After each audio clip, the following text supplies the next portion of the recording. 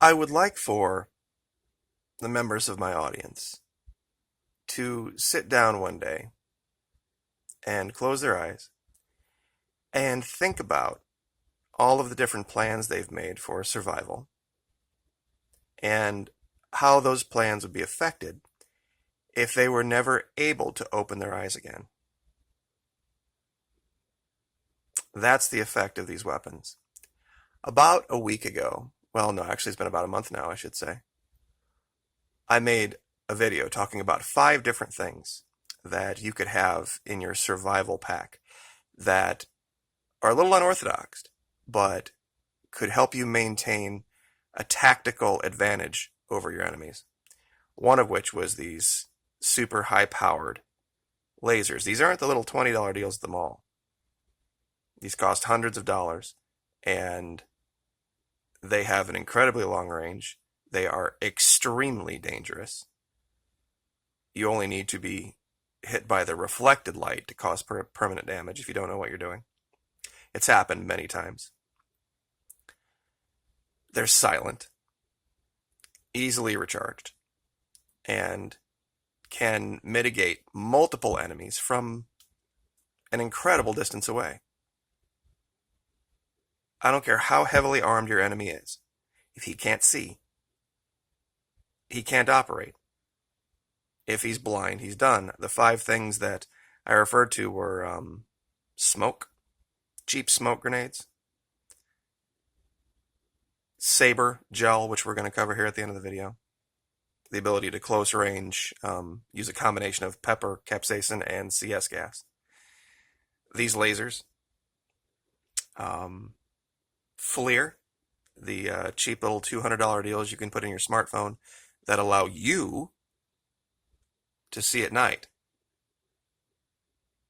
giving you a huge advantage over your enemy who, if you have one of these, won't even be able to see during the day. And the last thing, of course, were these new, incredibly high-powered, spring-loaded wrist rockets that they have that allow you to use anything as a ballistic weapon, silently, without the need for gunpowder, the report of a rifle that will, bring people from all directions for miles. In a power-out situation, everything gets quiet. You even start popping off a little 22, everybody's going to know for probably a mile. And of course, you have to have a specific round designed for your specific weapon. These little wrist rockets, you could pick up anything. And I'll tell you what, I wish I had the setup to show what one of these spring-loaded wrist rockets can do when you use a 1/2 inch or 1 inch steel ball bearing at 300 feet per second. The damage is insane. I mean, you can take a watermelon and it will explode. This isn't some little Dennis the Menace thing. But the reason I've had this up here for so long, it's because during that video, I recommended a 7-watt, 445 nanometer weapon. Now, I have had someone come to me and say, there might be a better choice. And here's why. And looking at the evidence, I think I have to agree with them. See, 445 is over here in the blue. And Sanwu offers it in 7 watts. But way over here at the left-hand side is 405 nanometers. Right at the edge of ultraviolet visible light. Now, that doesn't take away from the power, the damage of the laser can do, because the blink response of the human eye is much, much, much less here than it is way over here. So if you were to hit somebody with this barely in the visible range laser, the damage would be just as deadly as here, but you would have a lot more of an effect. And at 1.6 watts, the reflected light is much less, presenting much less of a danger to you. And if anybody has ever seen one of these blue lasers, they also can, have a glare that can announce your presence to everyone in the region, especially in a power out situation. So you would be made, but these low um, wavelength light, they don't reflect nearly as much, allowing you to maintain your tactical state. Now, also, and here's a picture of the difference. Here's the blue. I know it looks like it's reversed here. It's just the way the video came out. This guy, Photons Across the Air, all one word on YouTube. He even explains it. This up here, this is the blue, and this is the violet down here. And you can see the difference. Both just as deadly to the human eye. But there's an added bonus to the 405 nanometer light. There's this thing on Kickstarter where they have these little orbs that are waterproof, that inside they have these 405 nanometer diodes. They are antibacterial, antimicrobial. And you could use this thing to disinfect water. You could use it to disinfect a wound. You could use it to keep food from spoiling. That's another great advantage in a shit hits the fan scenario. Helping food last longer when you maybe don't have refrigeration. These little deals you could put, they're waterproof. This is a Kickstarter thing for them. It's called the Orb. And I'll have to look. I don't even know if these are available yet. It looks like they've beaten their goal. So I have to imagine they probably are close to production. But imagine just being able to go up and grab a container of water and drop one of these orbs in it with the diodes on, and within half an hour have drinkable water. Because it does. It kills MRSA. It kills staph. It kills mycelial growth of B. cinerea, whatever the hell that is. But basically it does. It kills all of these different microbes.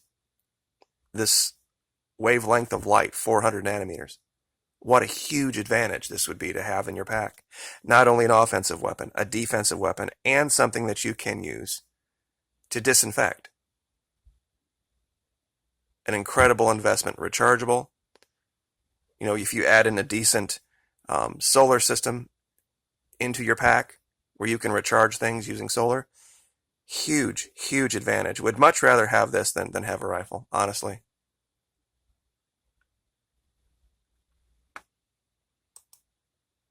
And of course, here's the pictures of how they use that.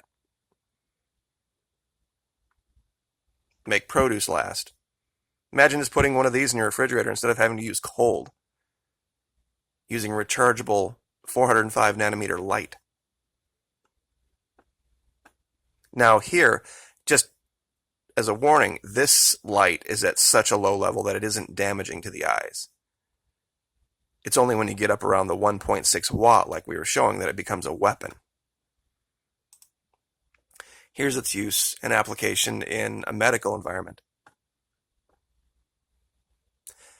Now, the last thing I'm going to cover today is, and I would recommend if you have daughters, wives, a woman in your life that you care about, this whole thing with Molly Tibbetts.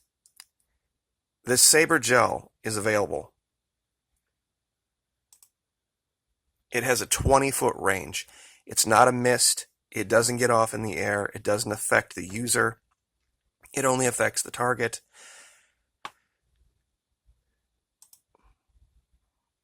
It's something the attacker might wish he had been shot. It's that bad.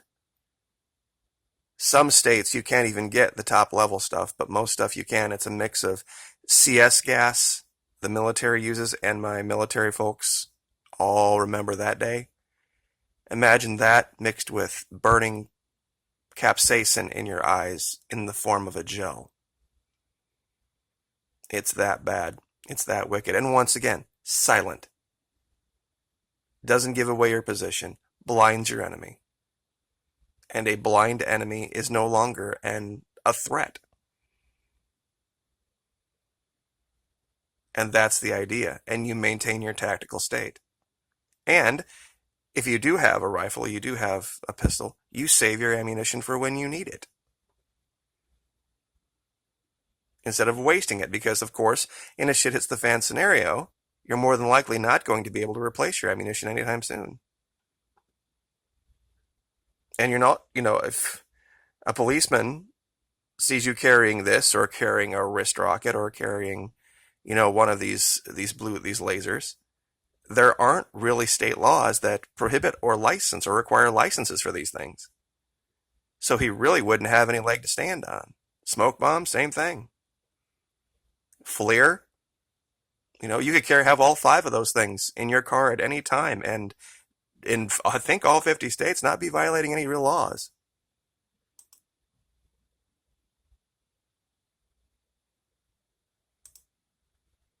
So this is what I wanted to cover today, that a minor change in the laser, if you have the ability to, Sanwu lasers, they have a great host for the diode right here. Easy to carry, heavy duty. The end can be used as a weapon. I can't imagine, especially, I know this seems like a lot of money, but I know guys that have spent 3 times this on rifles and handguns. And this is rechargeable, you don't need ammunition for it. Antimicrobial effects, defensive, offensive, and silent. So we will leave it there, but just wanted to use this Sunday to catch up on this and let you know that there's always a different answer if you look close enough. Take care. Like, share, subscribe.